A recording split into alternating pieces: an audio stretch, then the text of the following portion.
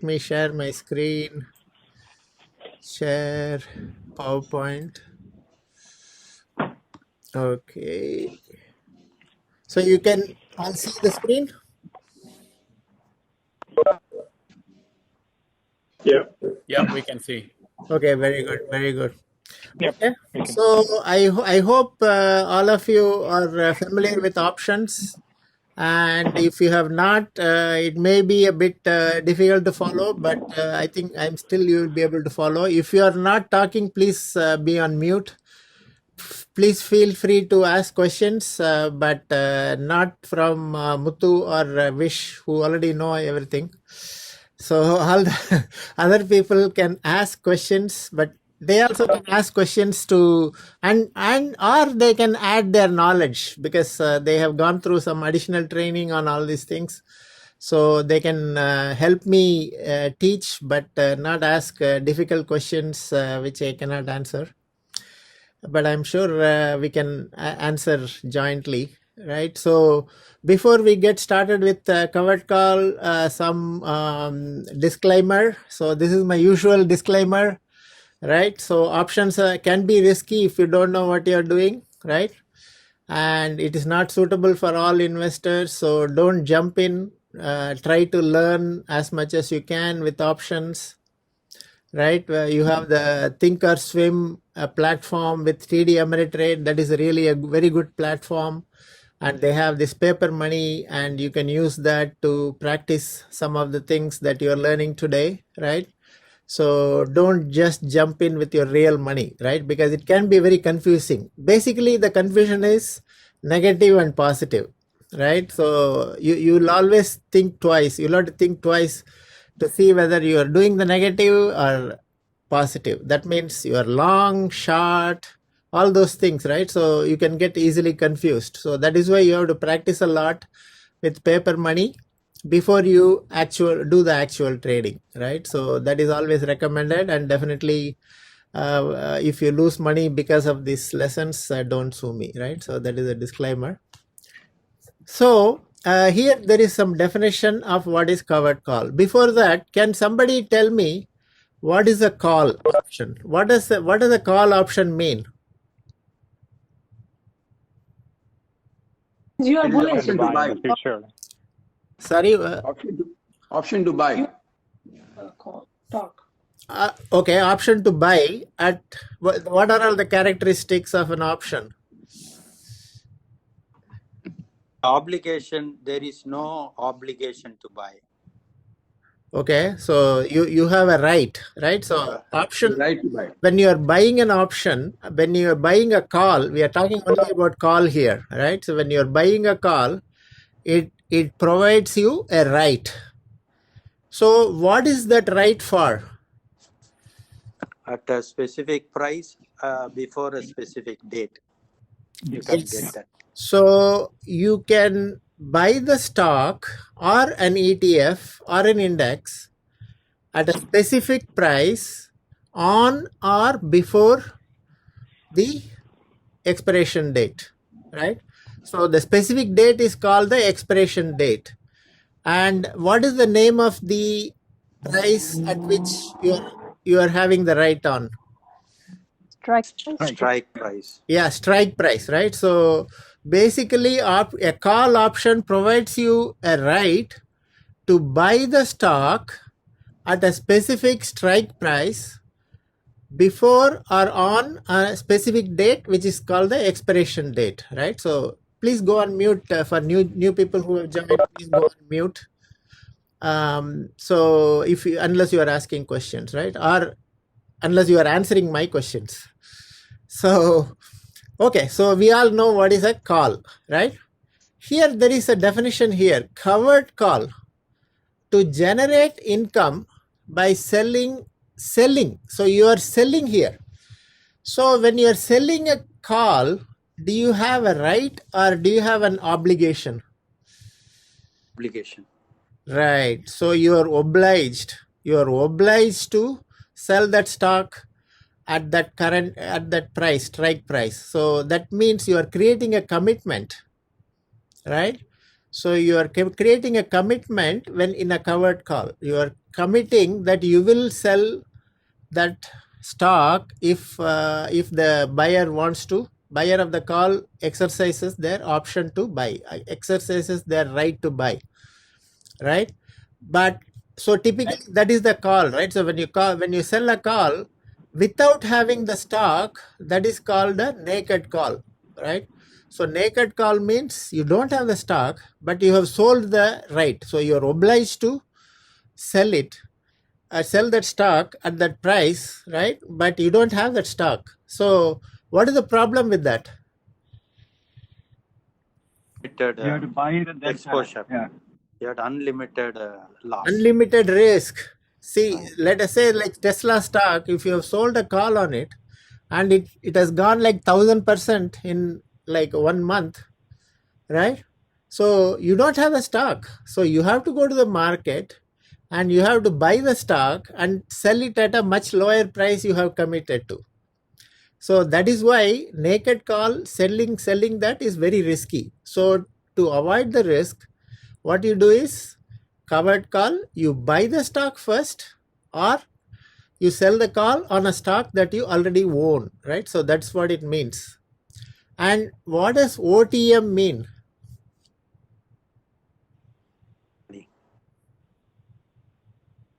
It's on the money. That means you have.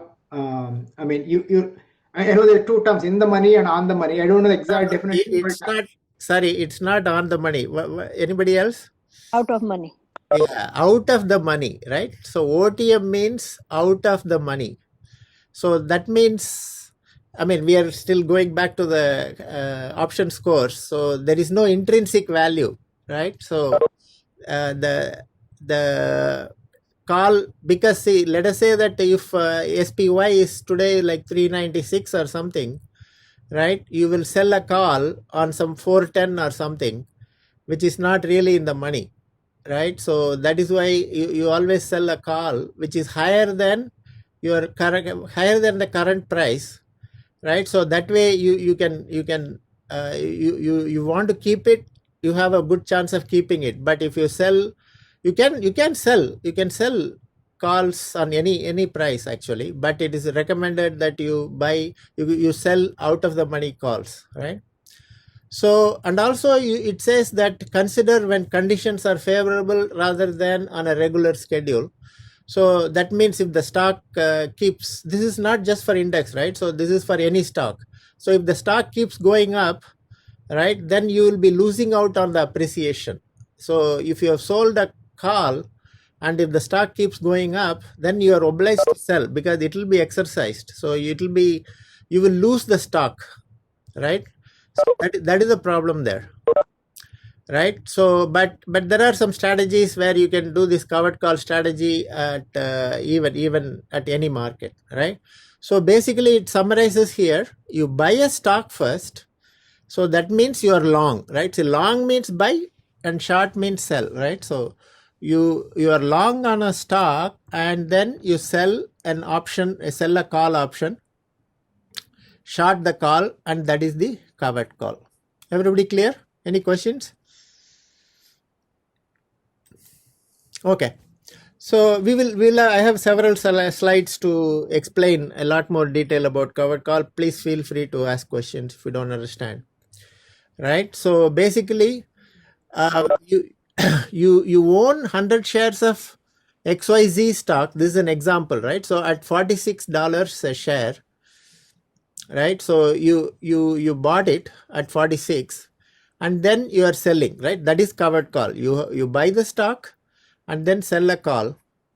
So you sell the 48 strike. So strike price is $48. That expires in 30 days, in 1 month. And then your premium is $1. So you get an income of $1 here, right? So call strike price is 48 and premium. So whatever money you get, that is called the premium. That is your income. So as I mentioned before, covered call is an income producing strategy on an asset that you either have or you acquire, right? So that's what is covered call. So this is not a strategy where if the stock goes up like 10 times, you will not get the benefit of all the 10 times thing. You will only get the benefit of the difference between what you bought and the strike price plus premium, right? So that is the profit that you can get. Defined profit. Right. So risk profile of a covered call, right? So the maximum gain possible is the premium plus gains in the underlying up to strike price. So if you look at this graph, right? So this is your share price, and then you have sold the strike price, right? So this is the strike price. So this is the current share price, and this is the strike price. And so if the stock goes up, you get a maximum gain of this much, which is the difference between the strike price and the current share price, plus you're also getting the premium in addition to that, right? So normally if you just buy a stock and sell it at a particular price, then you get only the difference. But here you also get the additional premium that you got. You got that $1 in the previous slide, so that is the maximum gain. But you bought the stock, and then the stock keeps going down, but can you sell it at any time? No, because you're obligated to.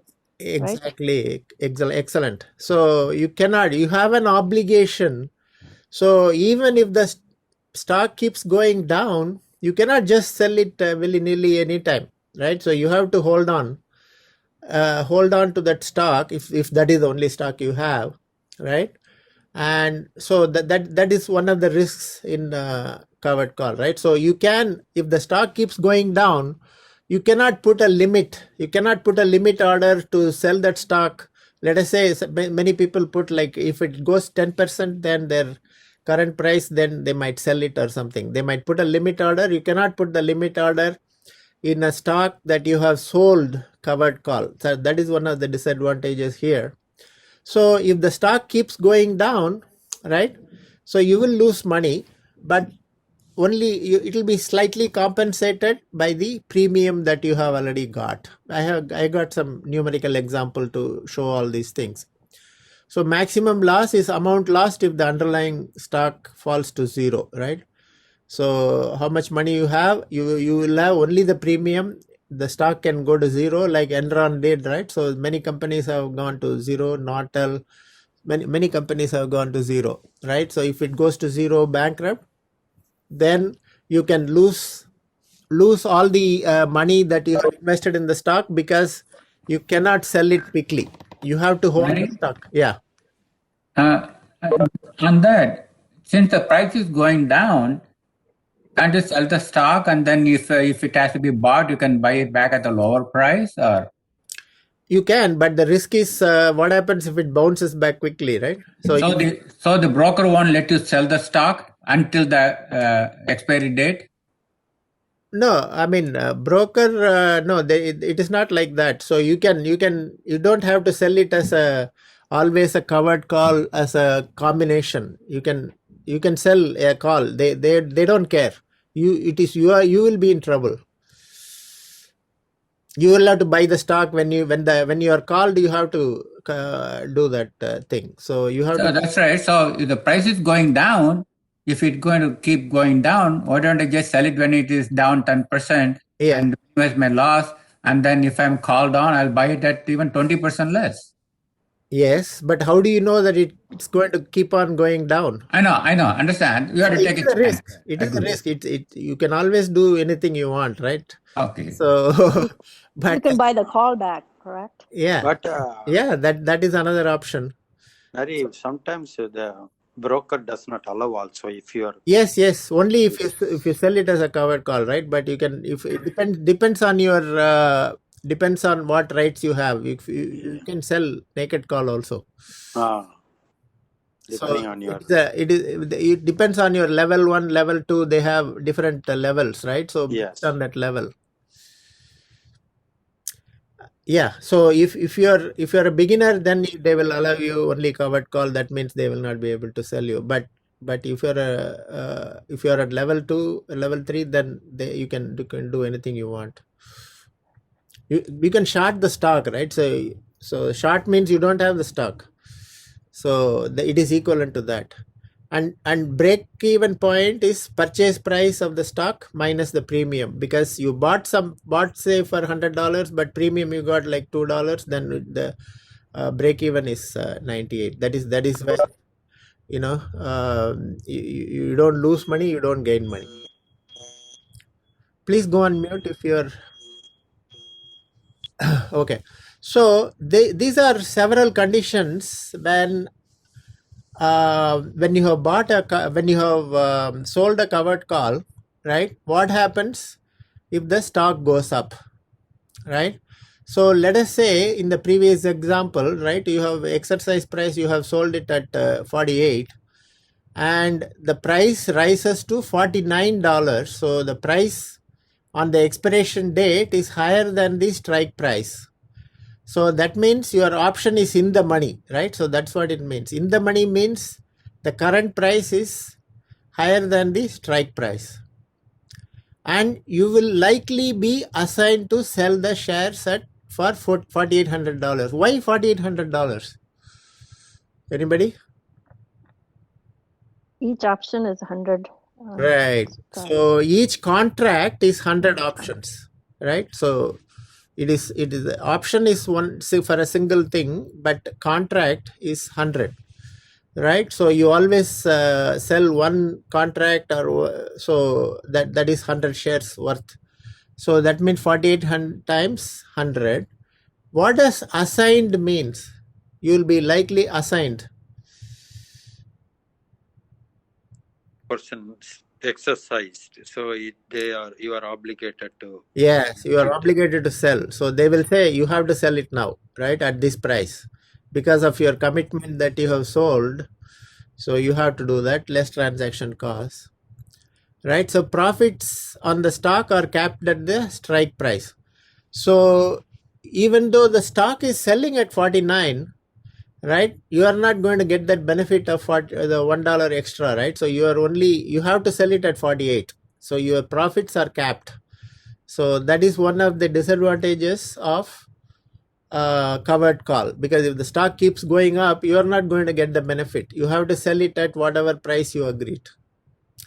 So that is why there are some rules, right? So we have, like, so that it doesn't go too much high or something, there are some rules in the next slide. Okay, the next scenario is stock goes sideways or a little bit less than the strike price. So let's say the stock only rises to 47, right? So that means your option is out of the money. So because the strike price is 48 and your stock price currently is 47. So do you think the buyer of the call option will exercise that? No. Okay, yeah, because he can buy in the market for 47. Why would he buy it from you for 48, right? So that is the trick there, and that is why we are saying that it will expire worthless, right? So actually when you are selling a covered call, it expires worthless. It's good for you, right? You keep the stock and you keep the premium. Nothing happens, right?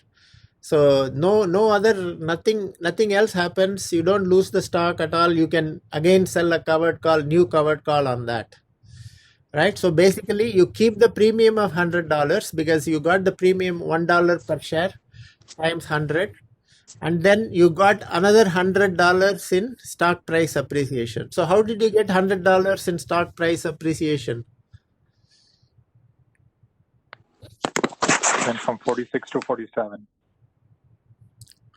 No, in this yeah, right, exactly, 46 to 47, exactly, right? So you still keep it.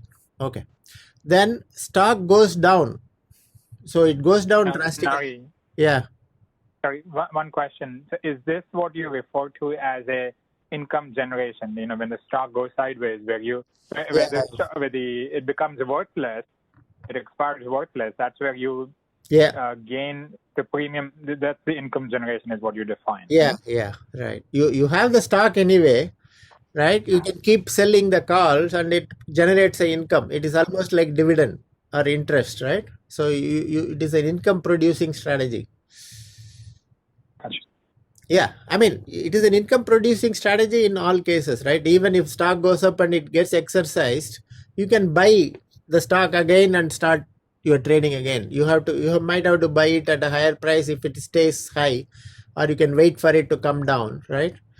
So, but there are some other strategies where I don't know whether I will have time today, but the cash secured put strategy, you can buy a stock at a lower price than the market price. Right, so that is the strategy.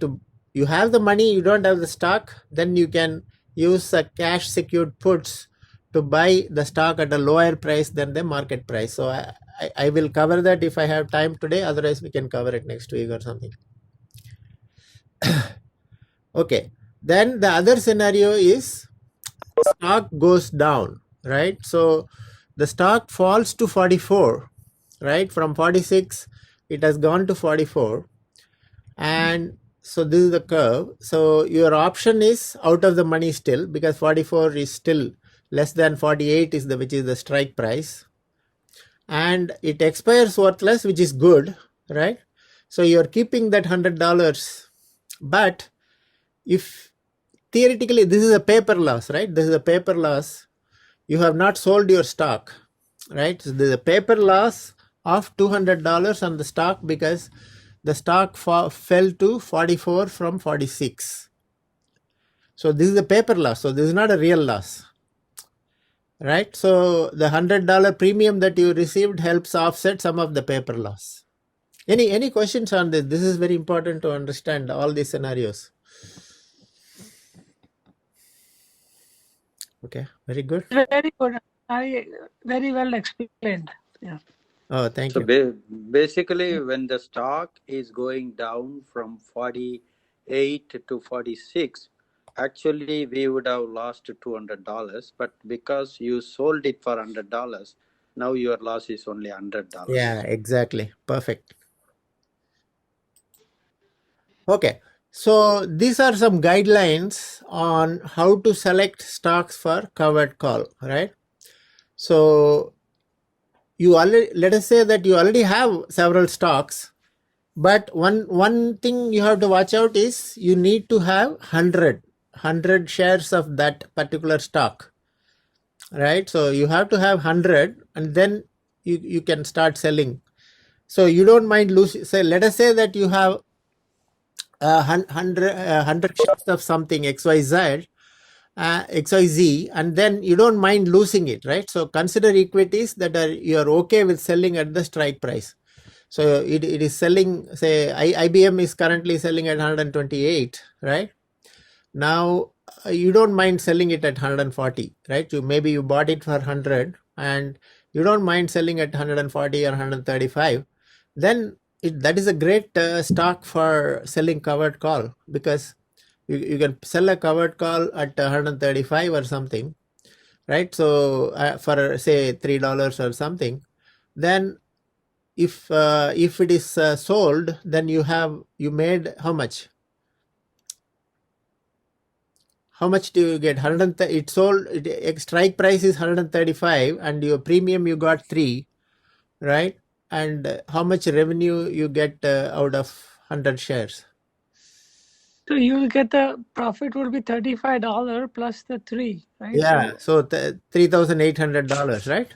Yep, So that will be the profit you get if you bought it at 100 and sold at the strike price of 135 at a premium of 3, and if it gets exercised, you got $3,800 profit, right? So you're good with that. So do that consider the equities that you own.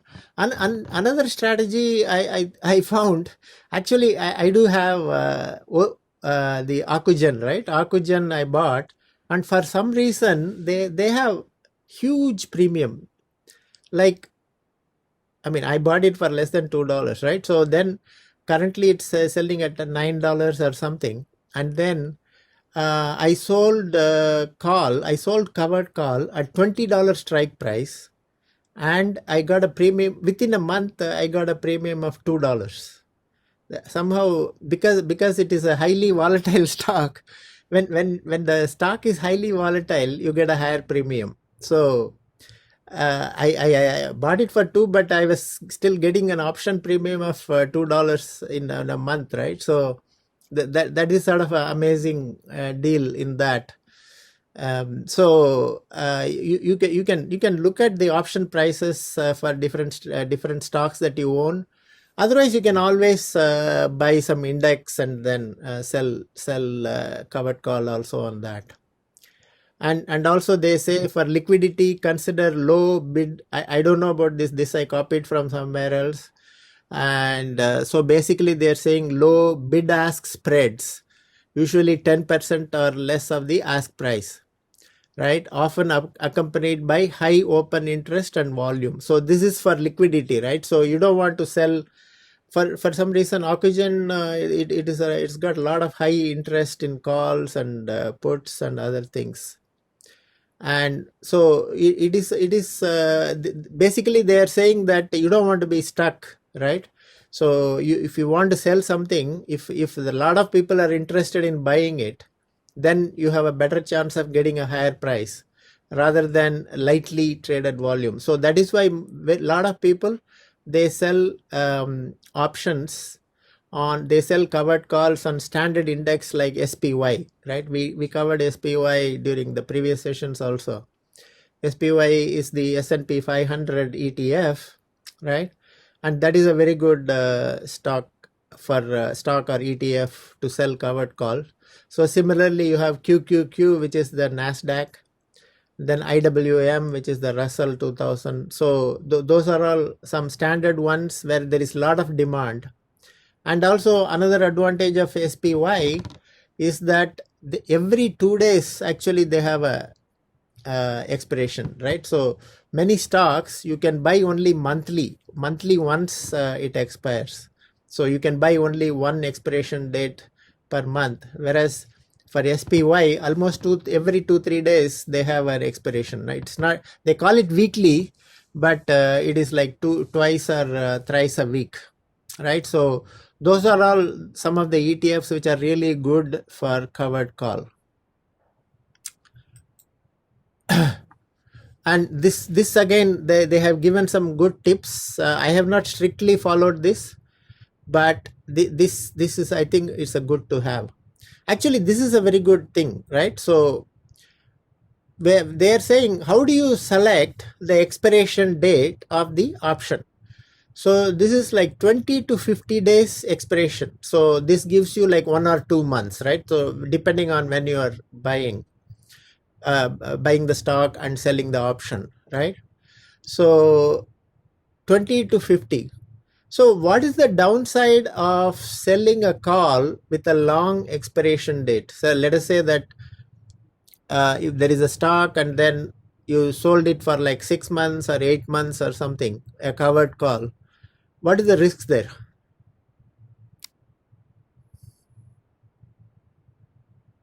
It's a long time exposure. Yes, a long time to hold the stock.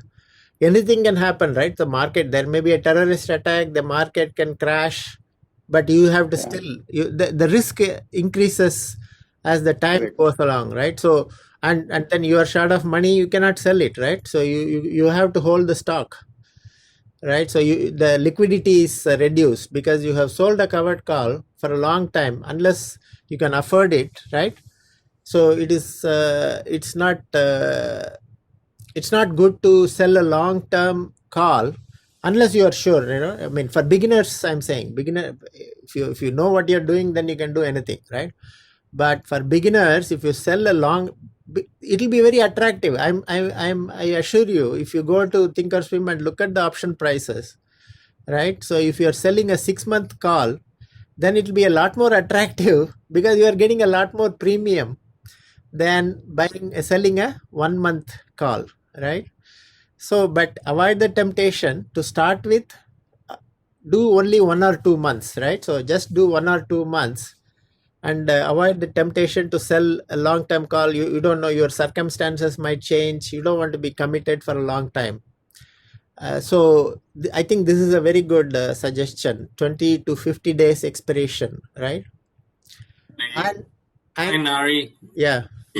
Yeah, the other point is essentially the longer the term, there are possibilities that the stock may go much higher than what you have sold it for. Yes, you might lose out on the appreciation. That is another risk. Exactly. Good. Well done, Gopi. So that is the other risk, right? So you will be losing out on a lot of appreciation. You don't know what is going to happen to the stock. If you if you sold a call for Tesla or something, like 6 months is a lifetime, right? So it can go 10 times, right? So you will be losing out. You have to still sell it at the old price, and you will be losing out on all the appreciation. That is the other risk in selling a long. Nari, on the other hand, if you are not sure about a stock which you have bought, but if you could do it and you are happy with whatever you can get in 6 months' time, is it worth it? Yeah. It is worth it. It's worth it if you don't mind the results, right? So that is why.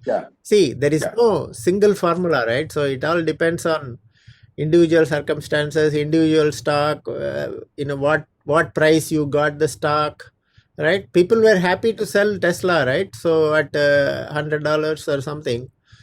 Yeah. Also, Nari, when suppose I have a portfolio of say 10,000 and this is only 1,000 I'm doing, so I'm ready to take the risk for 1,000 and make more money. Yeah. No, there are options. I'm not saying these are only guidelines. See, consideration. There are no hard and fast rules because definitely people sell long-term calls. That is called leaps, right? So people buy leaps, people sell leaps. It's all market is that is why market survives, right? Different people think differently. If everybody thinks same, then it will be like GameStop. Narayan? Yeah, I have a question. I even asked Nanban people. They didn't answer my question clearly. Say the expiry date is 30 days from now, just as an example. But if the call or whatever the option it is in the money after 10 days, even though expiry date is still 20 days more, can that be assigned? Because they kept saying, and one time they kept saying, no, until expiry date, you don't have to worry about it. Another time they said, you may get you may get assigned even before. So I don't understand. How did you start? On or before? You can be assigned anytime. Depends on the buyer, right? So So if the price went in the money, then you can be assigned even after 10 days, even though expiry date is still far out. Yes. It is not always waiting for expiration date. Expiration date, it will be automatically assigned if it is in the money. Otherwise, people can exercise it anytime. Yeah, I know that's the theory. But the Nanban people said that, no, you don't have to worry about it. Only after the expiry, the broker will settle everything. See, these are all professional traders, right? So why are they buying the option, right? To give them some flexibility. So if they are exercising before, they are actually unnecessarily paid you premium, and then they are buying the stock, right? So that is why most of the people don't do it, but it is theoretically possible. Yeah, okay. So generally, like when you buy a call, you can get it assigned as soon as it hits the price, regardless of the expiration date. Yeah. So essentially, that's the opposite of selling the call, where you can be assigned. So essentially, the buyer is using that option to buy it earlier than the expiration date. Yeah, they can. It is not just on. It can be on or before. Okay. So Nari, let me just explain. So the option price is a combination of an intrinsic value and extrinsic value. The intrinsic value is what the option, the strike price, and the price of the commodity. That's the intrinsic value. Anything above that is extrinsic. So if you sell a call and the extrinsic value is high at that point, at whatever 30 days or 40 days to go, but that extrinsic value will erode as the expiration date comes close. So at expiration, the extrinsic value is 0. So as you come towards the expiration, the extrinsic value is 0. So nobody is going to exercise when the extrinsic value is high because they will just lose that money. Yeah, exactly.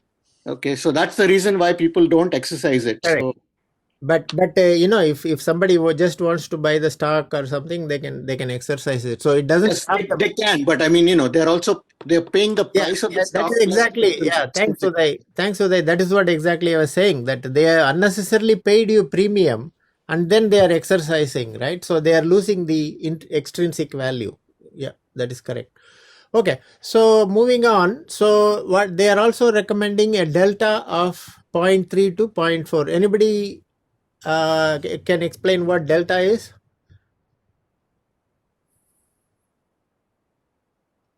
Is the current price versus the offer price? No.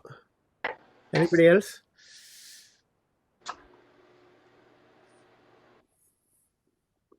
So I thought you guys attended Bala's. Your delta, can I try? Yeah. So delta is basically the amount your price of the option moves with a change of $1 in the actual underlying asset. Exactly. Yeah. Is it? Well, who is that? Call in user 5. This is Rahul Gandhi. Hi Rahul. Okay. Welcome. Hi. So yeah, that is exactly correct. So basically delta determines the relationship between the underlying stock price and the option price. So if the stock price moves up by $1, how much does the option price move, right? So that's what it's delta, right? So if it is very close to the expiration date, it will be almost and if it is in the money, then it will be like almost 100, right? Because if it moves up $1, the intrinsic value will go up by $1, so it will become like that. But they are saying choose a delta of the strike price which gives you 0.3 to 0.4, balances probability of success and return. So what does success mean here? What is success in covered call? If you don't want to sell the stock, what is success in covered call? Expiration. Expire worthless. Expire worthless, exactly. To get to collect the premiums, right? And Yeah, be out exactly. of the money. Right? You are in a money making strategy. You are in a income producing strategy, right? So you want the stock to expire worthless. You don't want to lose the stock, right? So that is the success in covered call. And then return, of course, is how much money you get back, right? So sometimes you might want to exit even before the expiration date, right? So if the option looks like it will expire in the money, right, you will likely have to sell the stock, right? You don't want to sell the stock. What do you do then? Can anybody say? Roll it out. Or buy back the option. Yeah, so those are the two things here listed here. I think you guys said it without reading, which is good. Prior to expiration, consider rolling the option to the next month. So there are some options. There is a way you can roll. Roll is basically buy and sell, right? So yeah. So you sold a call, you buy the call back and sell a new call. That's what is rolling. But some brokerages allow you to do it in one shot. You just click on roll, it will automatically do that, right? So I don't know whether TD Ameritrade does that, but in Schwab you can do that. Like yeah. I have done that in E-Trade, but I have not done that in Thinkorswim. Yeah, Narayan, in Thinkorswim you can do that. Okay, very good, very good. So yeah, so you can do roll. Basically, it saves you some keystrokes. right? And you can determine the price. So basically you you buy back the call and sell a new call, right? So that's what it means. So that means you keep the stock, right? So you might have to lose some money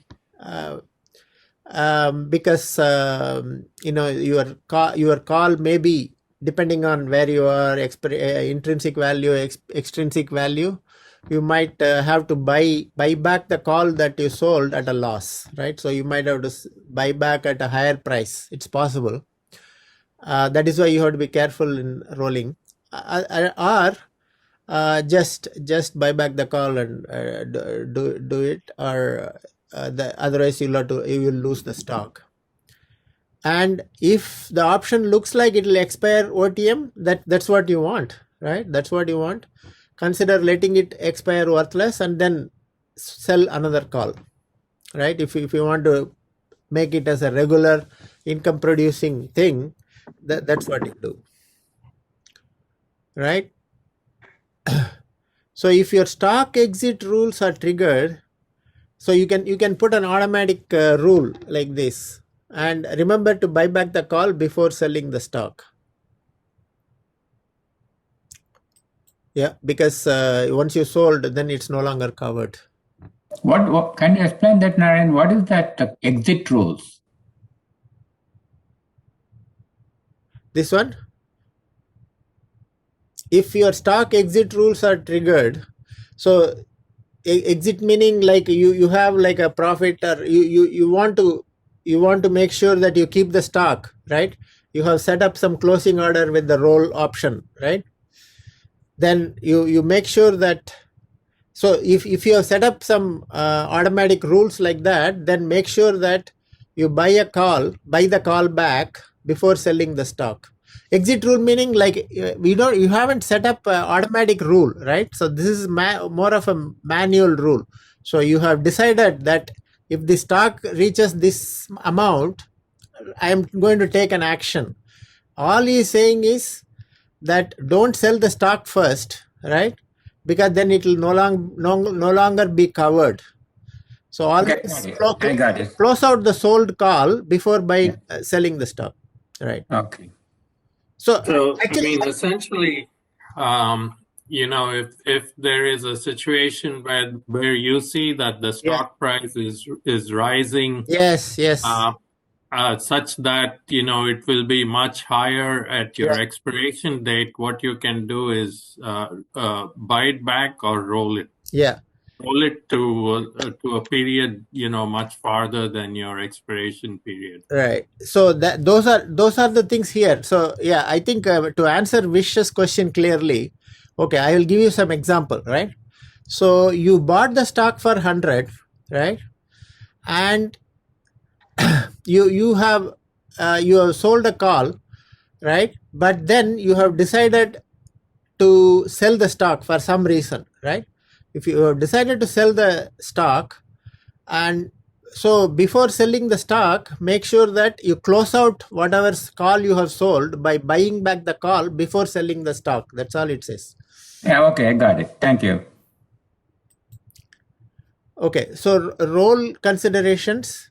So it really depends on your outlook, whether the stock is going to be higher, bullish, or bearish, going to be lower, or the stock is going to be stable, right?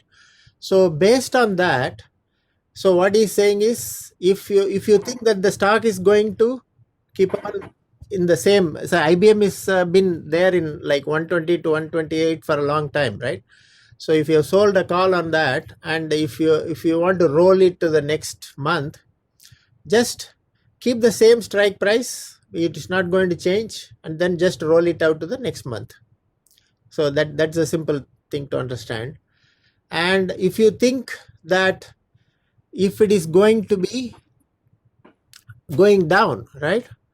So basically what it says is sell at a lower strike price, right? So sell at a lower strike price, and then that is called the roll down, right? So if you think that it is going to go down, because if you sell it at a higher price, then your premiums are going to be less anyway. And if it is going to be bullish, then roll up. So if you think that IBM is currently on 128 and it is going to go up a lot, right? So you don't sell it at 128, or you don't sell it at a lower price. You sell it at a much higher price because you don't want to lose the stock. Basically, that's what it is. So you sell it at a higher strike price so that you don't lose the stock. Okay, so can you go back to the previous slide? I just want to look at it one more time. So this is to decide, basically this is how to decide the strike price for the next roll. I got it. Okay.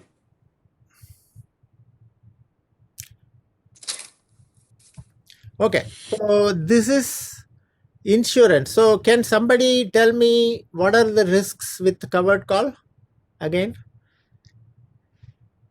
You can lose your premium. Put out on the upside of, let's say, if your strike is 50 and stock goes to 70, you'll only get 50, right?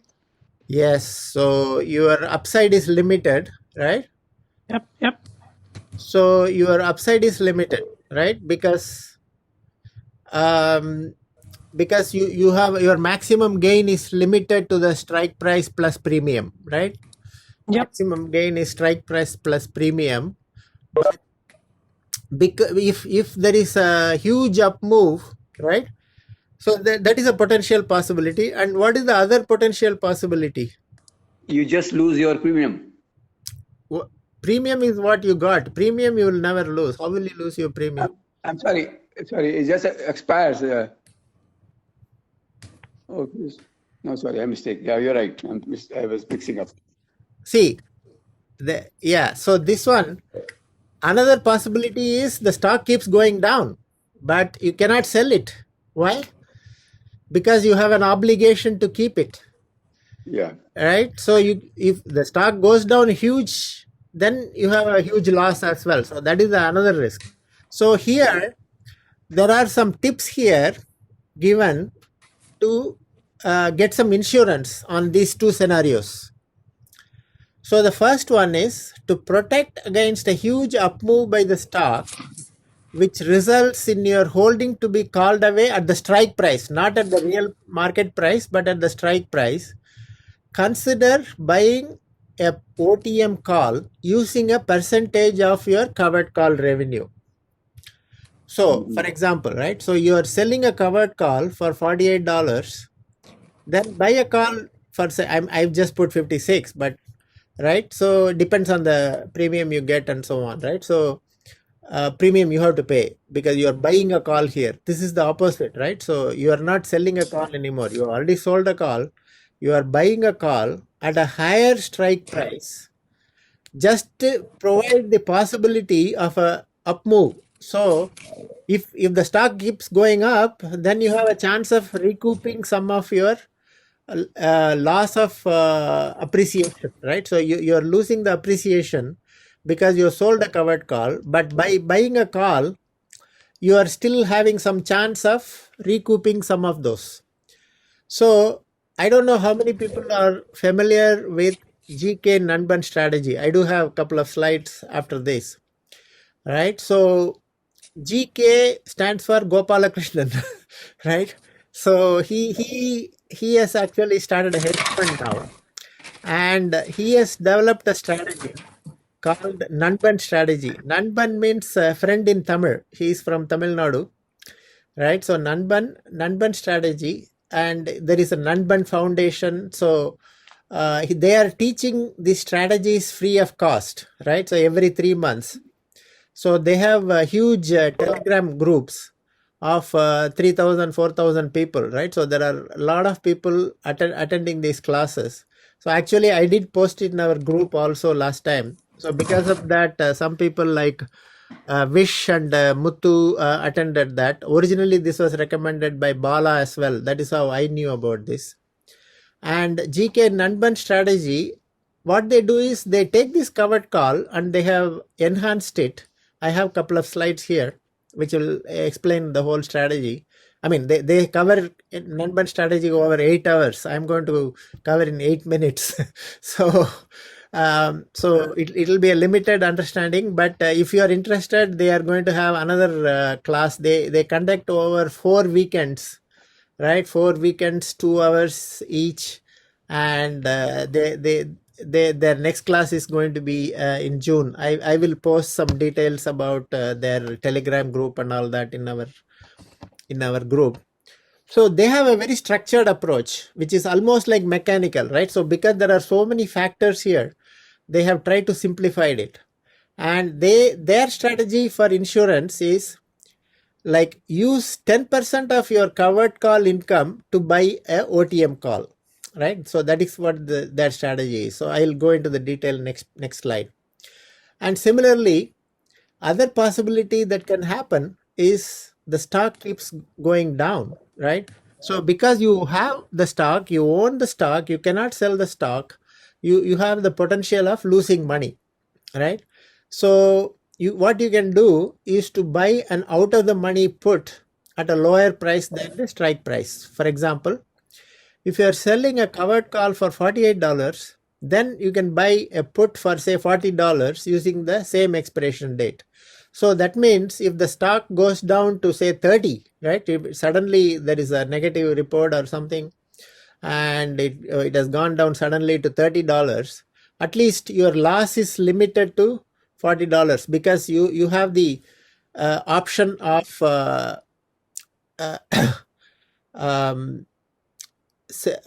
option of selling it at 40 rather than 30, right? So that's what it means. So buying a put means it gives you a right to sell, right? So you can sell it at 40 even though the market price has gone to 30. You are holding a covered call, you are obligated not to sell, and the market keeps going down or the stock keeps going down, and you want to protect your losses, right? So that is why I'm putting a put here.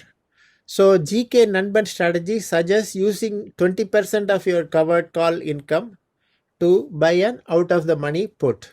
So their strategy relies on getting 100% of a premium, using 30% for insurance. So 20% for buying a put and 10% for buying a call. So maybe I'll go into the strategy per se. So this is a bit difficult to explain. So understand. So please feel free to ask questions because as I said, this is an 8-hour class. I'm covering in 8 minutes and 2 slides. So their strategy is very mechanical, right? So there are like 2,000 people attending that. Many of them, they don't know anything, basically. I mean, it is they are very, very new to the stock market. They are very, very new to the options. They don't want to think. Particularly thinking about option hurts. Even it hurts my brain, right? Because I have to always think whether it's going to go up or down or long or short or something, right? There is a good potential to make mistake. So what they have done is mechanize the whole thing. They have given you all the formula exactly, and then they use Thinkorswim platform from TD Ameritrade, and they show extensive demos. So not only 8 hours, every day between those one full month, every day they spend like 2 hours. They spend 1 hour on demos using Thinkorswim and 1 hour on question and answer, right? So they spend a lot of time with you, all free of cost, right? There is no charge, all free of cost.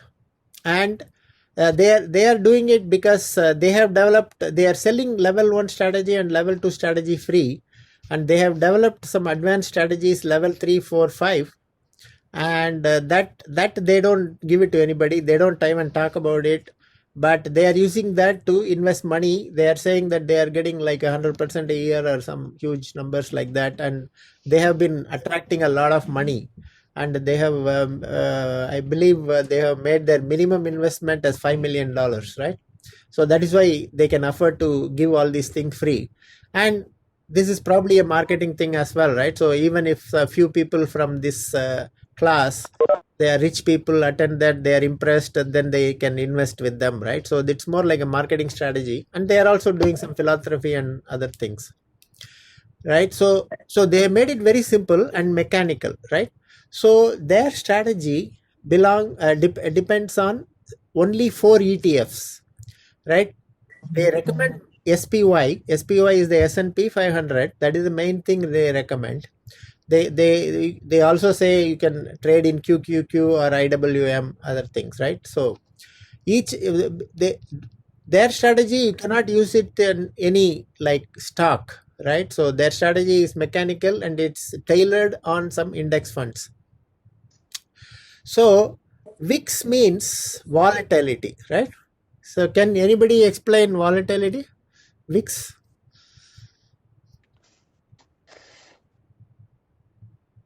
When the market goes up and down significantly. Correct. So market goes up 2% one day, 3% down next day, and it varies a lot. Volatile, right? It is basically the English word volatile. So volatility of SPY, right? The volatility changes based on the index. I think QQQ is called VXN or something, right? So in this case, the SPY, the volatility index is called VIX. And if the VIX is less than 20, according to them, it is low volatility. And if the VIX is greater than 20, it is high volatility. So they have two different strategies, which is very close, similar to each other. But so they have two. That's why I have two slides here. I have one slide. This slide is the low VIX, and the next slide is the high VIX. Right. So the low VIX is a bit simpler.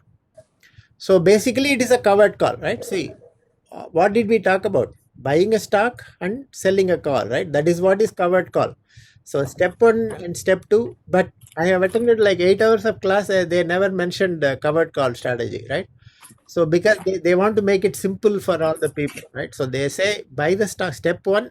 According to them, it is step 1 and step 2, not covered call. But if you look at it, it is covered call, right? So buy 100 shares of SPY and sell a call to collect premium. So how do you decide the strike price? They have even give you the formula here. So select a price where premium is 1.5% of current SPY price. For example, right? So currently SPY is around 400, right? So 400 times 1.5% is $6, right? So select the strike price where premium is $6. That's what it means. And it is expiration date is 1 month. It's a monthly thing, right? So it's a monthly cycle. Low VIX is monthly cycle. High VIX is weekly cycle. Expiration date is 30 days from today.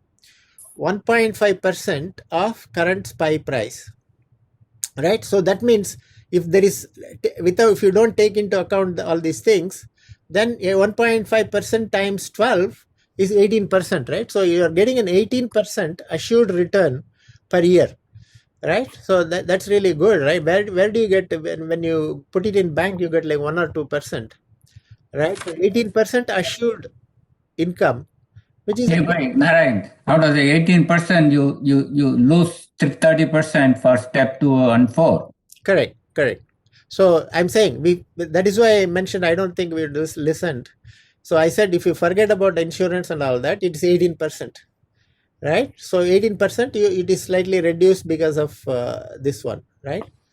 So but then at the same time, you also have some appreciation, right? So you have this insurance is compensated to some extent with stock appreciation. So if the stock SPI keeps going up, you still keep the appreciation week to week.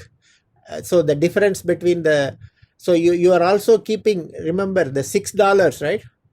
So you are getting $6 appreciation. So that is like 18% appreciation also. But then you understand what I'm saying, right? So 18% is the premium, but you are also getting an appreciation, which is the strike price less whatever price you bought, correct? So that is why I'm saying that will probably compensate for your insurance. So you are assured like a decent amount. That is why in our group I posted 12 to 18% assured. Right? Yeah. So question. So here you are assuming that you're betting that SPY will rise less than 1.5% during the 30 days, right? No, I mean if it goes up, then that is why you have the step 4 and all that, right? Okay. So if it goes up like 3% during a month, your upside is only capped to 1.5%, right? Yes, but that's in a normal covered call. But you'll be setting up a close order, right? Let us do the full strategy and then we will talk about it. So that is true, exactly true in a simple covered call, but they have some other things. So actually that is covered. That is why they are saying low wicks, right? Because it is not expected to go up or down too much in a low wicks environment, right? So that is why it is pretty stable. Well, today it was low wicks, but in next week it could jump to high wicks, Yeah, right? But I'm already no, it is right? Yeah, it is a judgment call, right? So yeah, I think it has not been low wicks for a very long time, right? So the last 1 year it has not been low wicks. If you look at the wicks curve, it has been more than 20 to 35, 25, 30.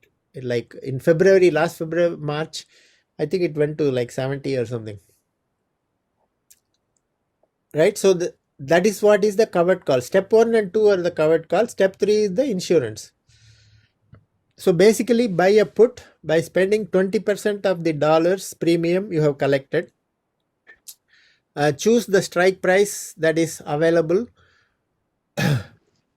at 20% of the X dollars, right? So that is what their strategy is. So that is their strategy. Step 1, 2, 3, right? So and then step 4 is basically an automatic closing order, right? So closing order for step 2, you are selling a call and then you are just setting up a closing order. So this one is slightly more complicated unless you know Thinkorswim. Closing order, it will be difficult to set up, but we can do a demo also one day. So closing order for step 2 by spending 10% of X dollars. No need when you select the order and then right click on it, or there is a button at the right. If you click on that, it will give you an option, several options, right? Roll, close, and all those things. So you can close it. So when this happens, your obligation is over. So basically, you are closing by selling a call by buying it back, right? That's what you're doing here. You can set it up so that you are saying that 90% of my premium is good enough, right? I don't want to risk it anymore, the obligation, right? That's what it means. So you don't be greedy, right? So you automatically exit when a certain condition happens. And the last step 5 is closing order for step 3, right? So by collecting 4 times the amount that I don't totally agree with that, but that is their formula, right? So what they are saying is if you have bought some insurance, as soon as you have made 400% of that money, it has gone down, you just sell that put, right? So that's what they're saying. So your upside here is 400%, but then you lose the insurance. So you have to be careful. So if you have sold your insurance, then you have a manual step of going back and buying insurance back. So all those intricacies, that is why they spend a lot of time looking at all the edge conditions and everything, right? So we will come back to this. Let us look at the high wick strategy also. Nari, one point before you go there. Yeah. On the VIX, the VIX is on a date. So all these things you're doing for a date, but in your period of call, VIX might change. Yeah. So you use that. If it changes, you use that VIX for the next time you do the strategy. Yeah. But it is not necessarily monthly, right? Because here in high weeks, because things change drastically from week to week, instead of doing a month cycle, you do weekly cycle. And also the 5-step process has become 7-step process here. It is slightly there is slightly more complicated here. That is why I put it the next slide. So first step is same, right? First step is same. You buy 100 shares of SPY, and then step 2 is same, but you are doing it on a weekly basis. And earlier you did where premium is 1.5% of the current SPY price. Here they have given $5. They want to keep it simple, right? So they are just giving it like $5, and expiration date is 7 days from today, because you are not going to get 1.5% on a weekly basis, right? So that is why they are not complicating it. They are just saying $5, and they have a regular group. I think I believe if SPY keeps going up, they will make it probably $6. I don't know. So that is possible. They say that they decide on a general thing and then they will announce it, right? So this is again mechanical. And then this is same, right? Buying a put using the 20%, right? So this is a new thing. So this is the upside, right? Buy a call above the strike price for step 2 to collect additional cash in case market has a sudden move upwards.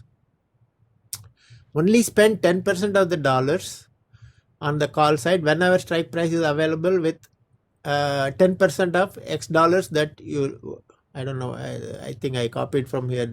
So basically what they're saying is if you got like a $5 premium, yeah, it's likely.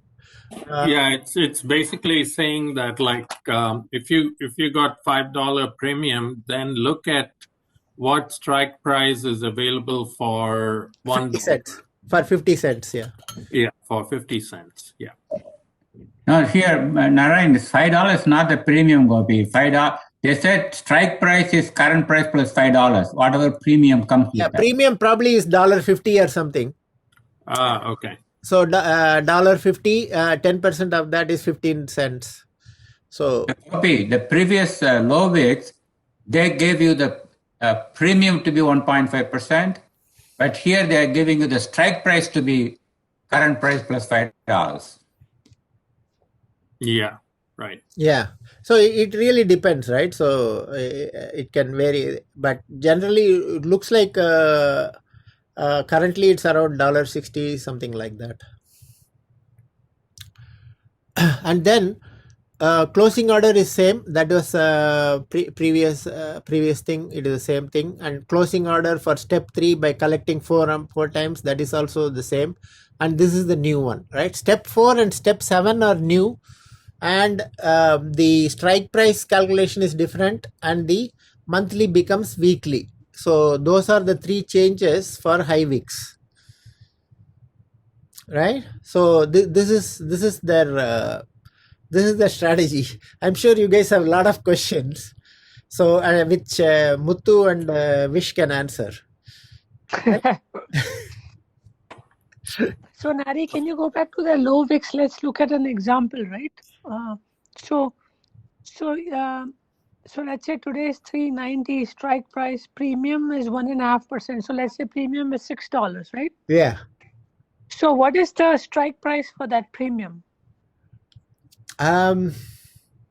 Yeah, I think we can look at that, but see, the strike price for the premium automatically for that expiry date, Tinker will show.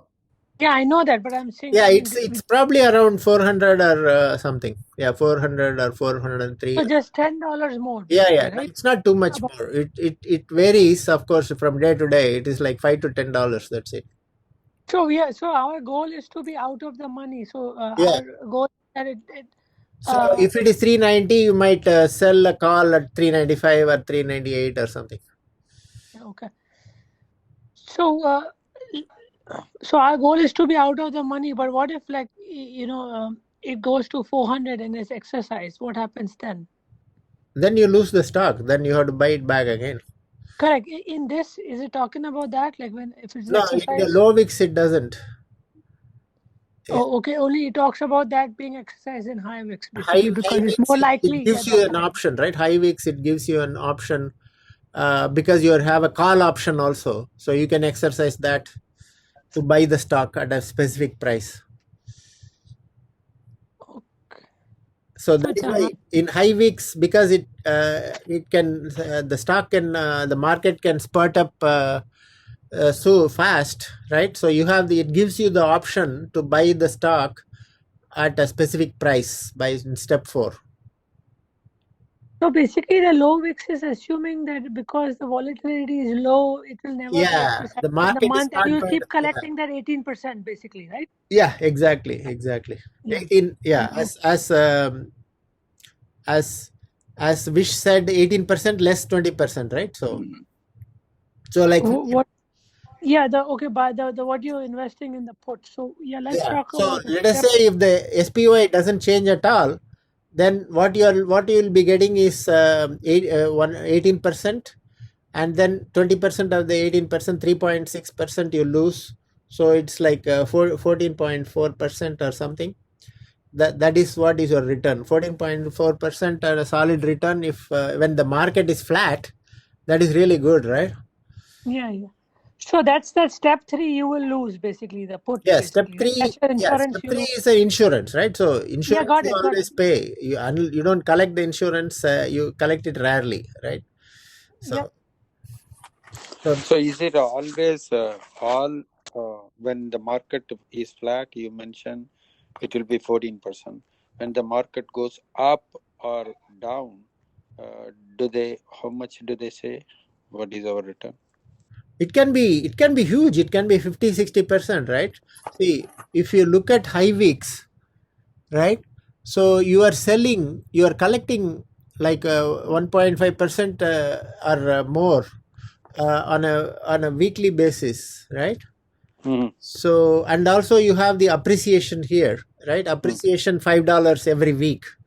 Okay. Right. So that will add up, right? So your return can be huge. If the market goes up, you are still getting the good return. You may not get the 100% of appreciation, but you will get a good percentage of the appreciation because your commitment is only weak. Yeah. So and Nari, also when it goes down, also we are covering, right? Yeah, we are protected. So they have thought through this. They have developed it over a year or so, and I think it is a good strategy. And Nari, one more thing is that 4x 4 times is like also they recommend changes to that time to time. So right now it is 16x. They want the calls to be 16x of that. Oh, it's not 4? It's not 4. So that they give those information in that second Telegram group. So okay. For which one? For put or call? Both. For both, because it's low wicks right now. I mean, I guess GK decides it based on market conditions and all that other factors. But okay. So they give a recommendation, and that increases your returns. Right.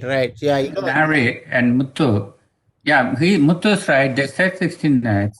I don't have much experience to see to give any what do you call it, feedback on that, because you collect money only in step 6 and 4, okay, 6 and 7, if at all, on the closing side, and that's what the 16x is. But will the premium hit 16x? I doubt it. No, but I don't understand, Muthu, when you're saying low wicks, it'll exceed that much, right? Because high wicks it can reach, right? High wicks it can change drastically. The premiums can change drastically. So basically, what they're saying is you don't want to lose your put or call quickly, too quickly. Too quickly, right? Yeah, too quickly. That's what they are saying. I agree with them actually. I was also hesitating on the 4 times. This is copied from them, right? So I didn't change anything, but people can always tune their strategies. right? So Nari, can you go to the previous one, the low VIX? So is there a timing for step 3 that when you buy the put? What is the? you do everything together in 5 minutes. You do it. Okay, I see. Okay, I see. Okay. Yeah, that is the insurance, right? You don't want to. Yeah, you don't want to. Yeah, you put all these transactions together. So I think I vaguely remember there is a Excel spreadsheet with more details and examples and all that. Like if I find it, I'll download that and drop it in the group. yeah. Or Nari, if you can even show while you're showing the demo for Thinkorswim, if you can, show this as well, that may be great. So yeah, or somebody can show that on Thinkorswim. Yeah. Thinkorswim demo will be good. Yeah, we can schedule. If okay, general. I think a lot of people are. Let us get some feedback. There are a lot of people who don't know Nanban strategies. What do you guys think? Do you I think it's really good, Nari. I think. Yeah, it is. One question is on that high VIX. Can you go to the next slide 1 second? That's a little bit more complicated. Looks like clearly. So no. Yeah. So if we can just walk through an example right here, so there we understood the 14.4, right? That. No, walk through an example. It will be better to do a demo. We don't have time today. Yeah. But at least a basic level. So when you say strike price, current price plus $5, right? Yeah. So are we betting on here for it to be exercised? No, we don't want. We don't want to exercise. We don't want to lose the stock. Yeah. Okay. So the only thing that is why we are committing only 1 week, right? Narayan, in June, I have the dates. So you may have the dates too, or Muthu. They are going to repeat the session.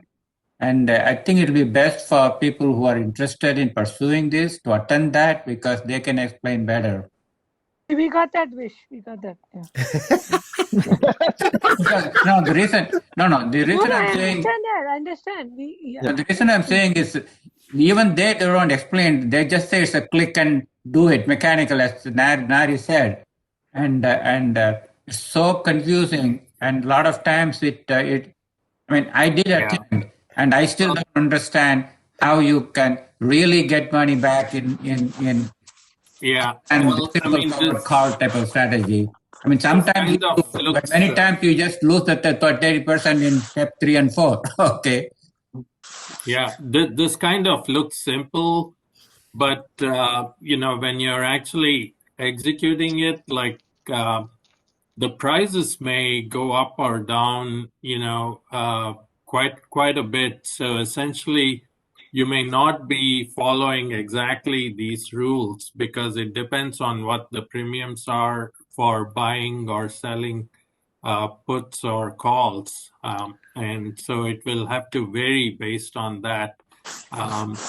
This is, I think this principle can be followed, when the stock is kind of in a stable fashion, but when it's going up or down, it may throw off your numbers. Yeah.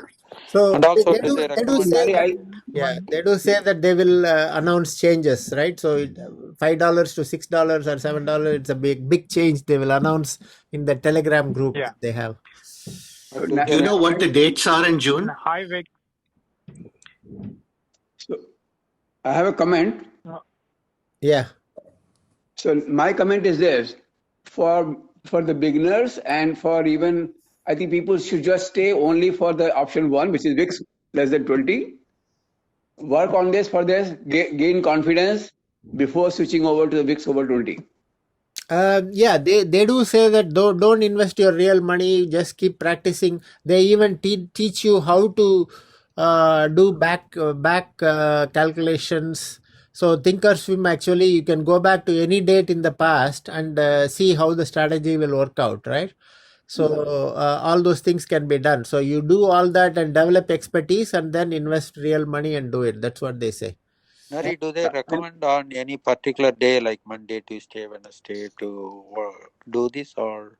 No, because see, SPY every 2 days they have this, So that is okay. Okay. Thanks. Now, Okay, basically, one they're other saying here with the comment, high right? VIX in high VIX, they're basically saying in a 7-day period, right? Because they're saying the expiration is 7 days. The volatility is not going to be greater than $5 for SPY. They're not saying anything. Anything can happen, right? But this is their formula. The one thing is, no, I just joined late. This is Suresh here. No, just for the group.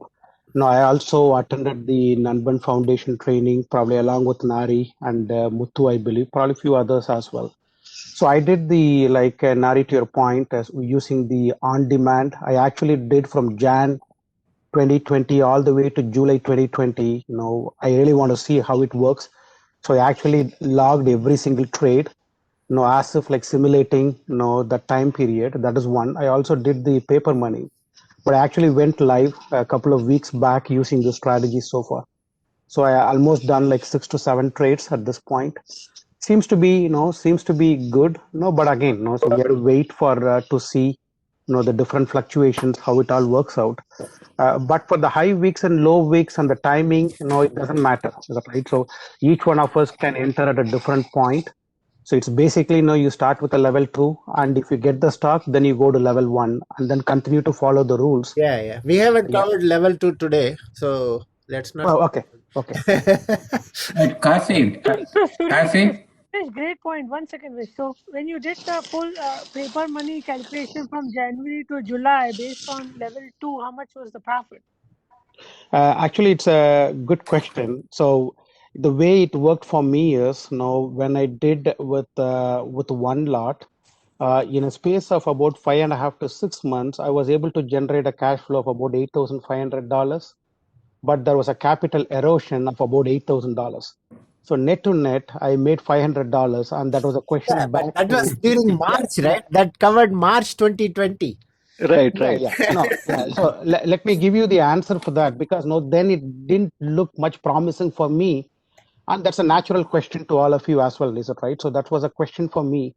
Why it happened? What is the even though there was a lot of fluctuation, even though consistently it generated the cash, but where, was it something I was doing it differently I should have done? Then when we went through all the trades, so one thing what we found out was on demand was not able to close the orders. Now, typically when you do so when you do the closing orders, closing orders are very important, especially when you do this insurance, or when you're trying to put the 20% and 10%, it is not like, you're wasting it. When I know one of you were asking about the market fluctuations, and then there would be a drop, and that is where the top end and the bottom end will really kind of help you, to cover a lot of cost, because the premiums of those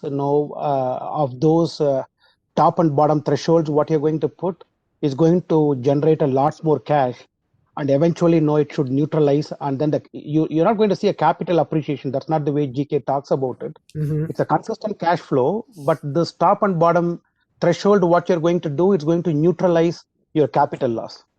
Okay, so that I understand. We had March, that was an exception. So do you have numbers for any other, like maybe July to January of 21, any other 6-month period? I'm just trying to get some idea. No, I did that. See, that's what I'm saying. Like from Jan to June, I was able to get, let's say if I would have invested $35,000, it's one lot, is that right? For that one lot, I was able to get $8,500 of cash flow, which is almost like in that 6 months, if you do a math, probably it's 25 to 30% return on a cash flow. Yeah.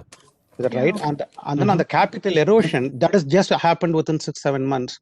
On the capital erosion, a lot happened, but then because of the way the on-demand is structured in Ameritrade, it doesn't look at more of a real-time scenario. In a real-time, probably the closing orders would have happened, but it's not happening because of the on-demand. Okay, so Suresh, in that case, so 8,500 times 2. So let's say if this was a normal year, without the capital, 50%. You would have 17,000 profit, or?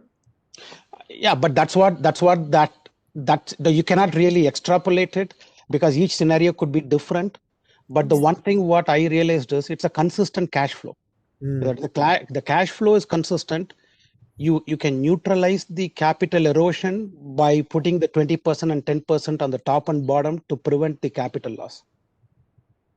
But the way Nanban says is they say 18 to 24. So they don't give on the upper end. If it happens, it's good, but they don't really know a promise from their strategy standpoint.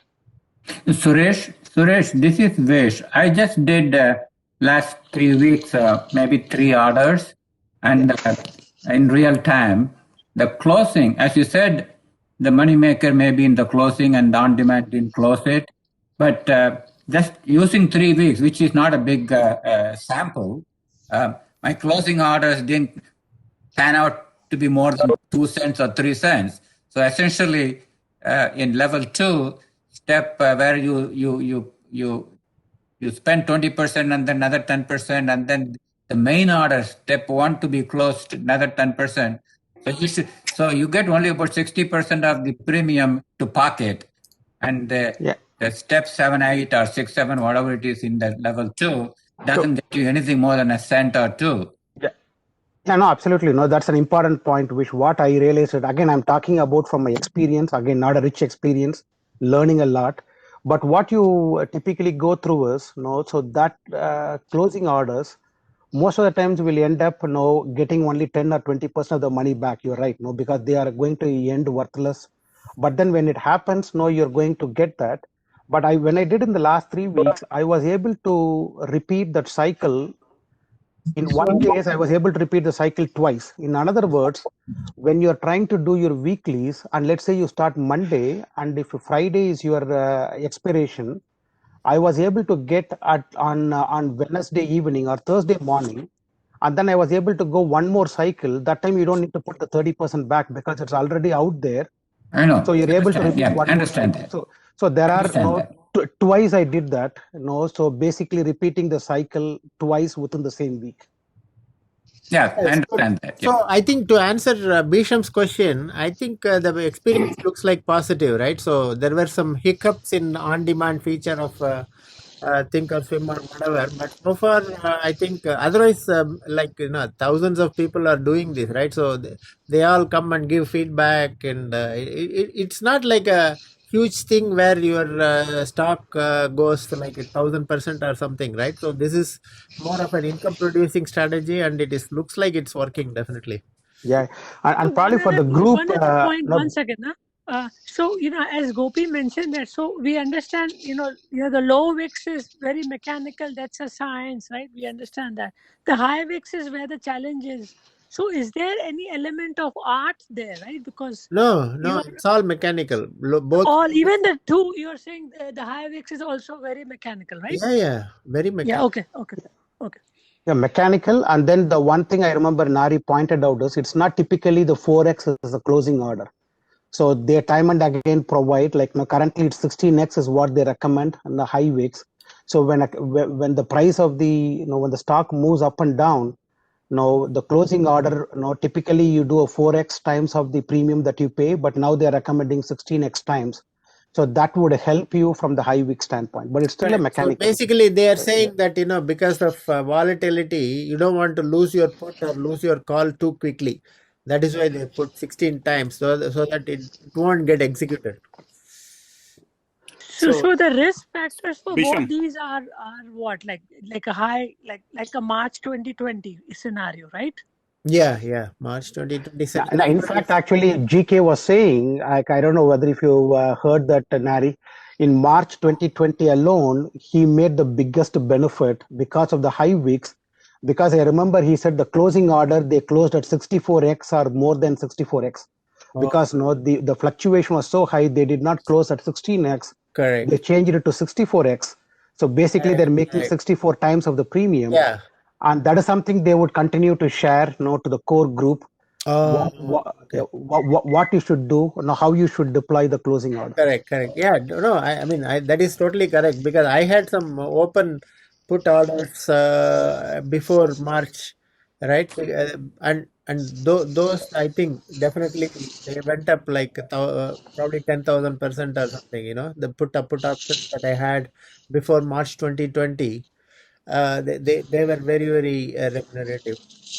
So Suresh, Nari, on top of Bisham, you will get a kick out of this. On top of all this, GK is coming up with a bot. Yeah. Yeah. So No, I you heard don't you have say. to think through all these things. Like, everything is going to be totally automatic. No, no. So, Yeah, Suresh, now, what I'm yeah. hearing from this, right? This is this basically between these two. This is pretty much a risk-free strategy, Yeah, right? nothing is risk free, but less risk, very less risk. Less Yeah, yeah. risk. It's a consistent cash flow and a lower risk. And I would encourage the team, like, you can go to the Ameritrade, you can do the paper money, which is the best thing. So you don't even need to put your real money. You can continue to run this high weeks, low weeks, and you're actually following through a real time, except for a few minutes or off or something. You don't even need to go to the on demand. On demand is a backward testing, but you can actually do the paper money, and you can test along what is happening in the market Right. for the next few weeks. It's a nice way to learn. So, any other feedback, guys, about today's class? Was it useful? Exciting. Yeah, that was good, One Nari. It was very good. Yeah. Yeah, No, Nari, this just is one very helpful. I additional. think this. Gopi, Yeah. you mentioned E-Trade. Do they have a platform like Thinkorswim? No, Nari They do. uses They do. E-Trade. I They, use Power E-Trade. Schwab. No, they do have E-Trade has Power E-Trade. I use Schwab. Platform? Schwab. Charles Schwab. It's called the Street Smart Edge. Okay. But E-Trade has what, Nari? Power E-Trade. Oh, okay. So just one point I wanted to make, and I'm not sure if you covered it earlier before I joined, Nari. In general, when you're looking at premiums, I mean, if you're looking on a day when the stock is going up, your premiums would be higher rather than when a stock is going down. So if you're selling puts, then it would be a good day to sell puts when the stock price is going down because the premium is much higher. Yeah, I mean, it probably, I get your point, but it is not like 100%. It can depend on volatility. In general, Yeah, like the I'm option saying in option general, price. generally. No, that is true because your intrinsic value is going up, right? That is why it That's looks. right. That is why it is looking as if you are getting more money, right? But you have to have a higher strike price. Actually, if the stock is very volatile, that is when you get the maximum premium because the volatility factor is also very important for the thing. So guys, actually originally I wanted to cover two things: covered calls and cash secured puts. I covered only covered calls today, and we are already over time, so we will cover cash secured puts another time. So I think we have a lot of material, so I to cover, so we can do either weekly or once in 2 weeks. Any preference? Weekly is okay, or we should keep Weekly is fine. Yeah. weekly is fine. Weekly is better. Yeah, this is great, Nari. But I was just wondering, all these robot trading companies out there, right? Wealthfront, and they don't they. If this is so straightforward, don't you think they already thought about it and started doing it? Correct. So actually, I wanted to mention to you, right? So this one, if you don't have time to do all these things for Nasdaq, right? For QQQ, they have a ETF called QYLD, Q yield, right? So it has been giving like 12% interest, 12% dividend. It doesn't go up or down a lot, but it is giving currently 12%. So they are implementing this covered call strategy in QYLD ETF. Check it out. So if they are using that, and I'm sure hedge funds are using probably more advanced strategies than what we have discussed. Definitely. QELD, what is that? QYLD. And Nari, any comment on TQQQ? See that I am always wary of the leveraged ETFs because it can go up too much or go down too much. I think it's better to stick to regular ETFs like QQQ rather than TQQQ because it is twice leverage. Agreed. And there is I think also the SQQQ, which is 3 times. Right. one comment. Nari, somebody had mentioned the class in June. Do you know when that is? Yeah, we can find out. I have it. I can let you know, Nari. Okay. Yeah, we can post it. Post it in the group. Yeah, we don't want to convert our group to Nanban group, but I think this is a good strategy. We are learning a lot of different strategies in our group, so this can be another strategy which we learn. Yeah, I think Muthu mentioned that you have he has a spreadsheet somewhere. There is a numeric example to talk about. There are a lot of materials. Actually, I can post that link to the Google Docs in our group, so then everybody will have that.